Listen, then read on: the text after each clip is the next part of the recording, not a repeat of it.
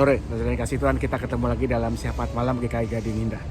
Saya masih ada di Kowloon Park. Ya, ini satu taman di tengah kota Hong Kong yang sangat menarik.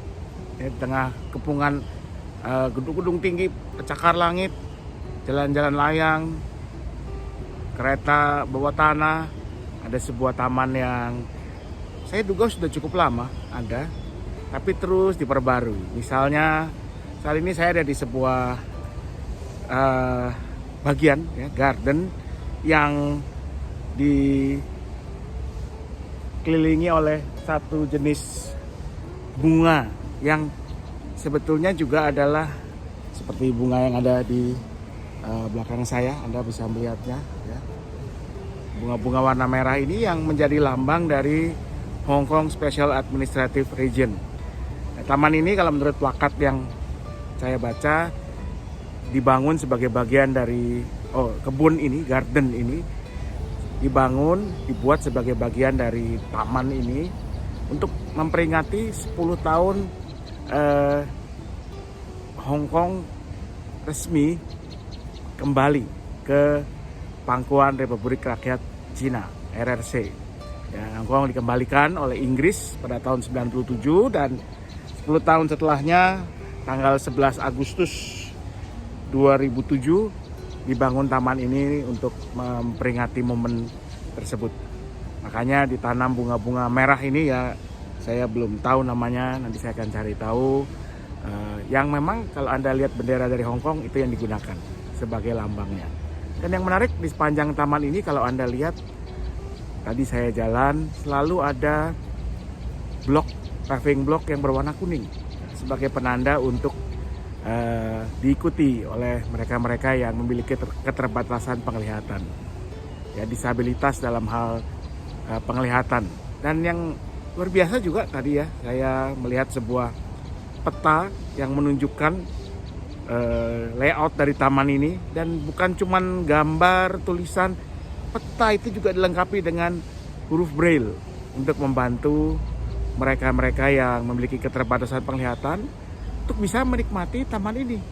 Sekalipun mereka tidak bisa melihat, mereka masih bisa menghirup udaranya, mendengar kicauan burung, merasakan kesejukan, ketenangan dari taman ini, dan tetap aman karena mereka bisa mengikuti jalan yang ditunjukkan oleh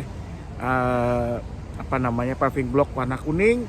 Mereka bisa membaca mereka harus pergi kemana lewat papan petunjuk peta yang memiliki huruf braille ini. Terasa sekali memang upaya untuk menginklusi, ya, memasukkan setiap orang dengan bahkan mereka-mereka yang memiliki keterbatasan. Ya, kita di Jakarta masih agak jauh untuk hal itu.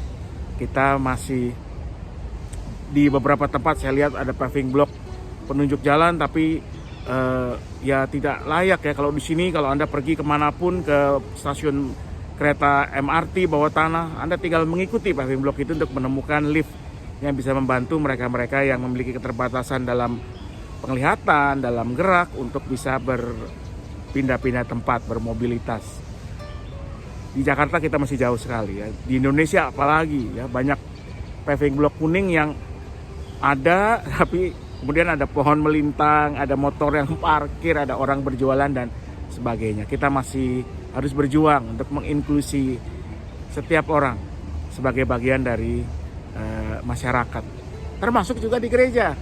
Bagaimana kita bisa menjadi gereja yang terbuka buat semua orang, ya, dengan segala keterbatasan mereka. Apakah kita sudah menyediakan tempat, sarana, fasilitas sehingga mereka-mereka yang punya berbagai keterbatasan, disabilitas bisa bergabung, bisa mengikuti ibadah. Sekalipun mereka tidak bisa melihat, mereka bisa mengikuti ibadah. Sekalipun mereka mungkin tidak bisa mendengar, mereka bisa mengikuti ibadah, bisa bermobilitas dengan nyaman di gereja dan sebagainya. Kenapa itu penting, saudara? Kan kita ngurusin yang banyak aja lah ya, yang tidak punya disabilitas. Karena justru itulah panggilan kita sebagai gereja, untuk memperhatikan mereka-mereka yang kecil dan lemah, yang punya keterbatasan, bahwa mereka pun adalah bagian dari persekutuan umat Tuhan. Kita ingat di Alkitab mengatakan, Tuhan Yesus mengatakan, apapun yang kau perbuat untuk satu saudaraku yang kecil ini engkau melakukannya untukku. Itu bukan cuma panggilan kemanusiaan bagi kita, tapi juga panggilan iman. Karena itu, mari kita mulai, kita usahakan agar kita bisa menjadi gereja, persekutuan, masyarakat yang menginklusi, yang merangkul setiap orang, apapun keadaan, apapun kondisi dan keterbatasan mereka. Selamat malam, Tuhan memberkati selalu. Mari kita berdoa. Kami bersyukur ya Tuhan untuk anugerah-Mu dalam kehidupan kami. Anugerah dalam kekayaan kehidupan yang kami alami dengan berbagai orang, dengan berbagai latar belakang, berbagai kondisi. Tapi kami juga mau mengaku bahwa seringkali kami masih mengabaikan mereka yang lemah, mereka yang terbatas, mereka yang berbeda dari kami. Kami menganggap mereka tidak penting, tidak perlu diperhatikan. Padahal Engkau memberi teladan, Engkau justru memperhatikan mereka yang terhilang, yang terbuang, terpinggirkan. Karena itu ya Tuhan, biar kami boleh terus mengikuti teladan Yesus Kristus dengan memperhatikan, menyatakan kasih Tuhan juga untuk mereka-mereka yang mengalami berbagai keterbatasan dalam hidup, baik terkait kondisi fisik, kondisi ekonomi, kondisi psikologis, dan yang lain-lain. Berikan juga kemampuan kami sebagai gereja untuk mau menyambut setiap orang dengan berbagai kondisi mereka dengan penuh kasih, sebagaimana Yesus sendiri sudah menyambut orang-orang yang terpinggirkan, yang tak dipedulikan, bahkan dianggap berdosa oleh lingkungan masyarakatnya. Beri hikmat, beri kesediaan agar gereja-Mu mau mewujudkan itu.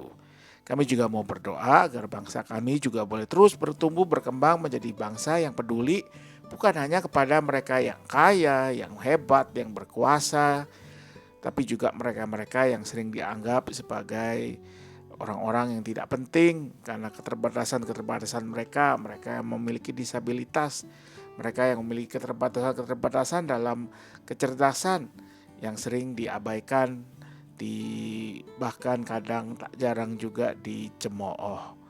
Biar bangsa ini boleh bertumbuh menjadi bangsa yang memperhatikan, bahkan merangkul terutama mereka yang terpinggirkan.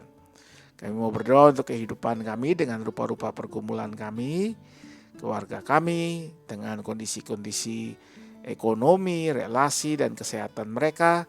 Dalam setiap pergumulan hadirlah, berikan kekuatan yang melebihi yang sanggup kami minta, tapi juga biar kami juga belajar membuka diri hati kami untuk apa yang menjadi kehendak-Mu. Inilah doa kami ya Tuhan, kami serahkan hanya dalam satu nama, Yesus Kristus, Tuhan dan Juru Selamat kami yang hidup. Amin.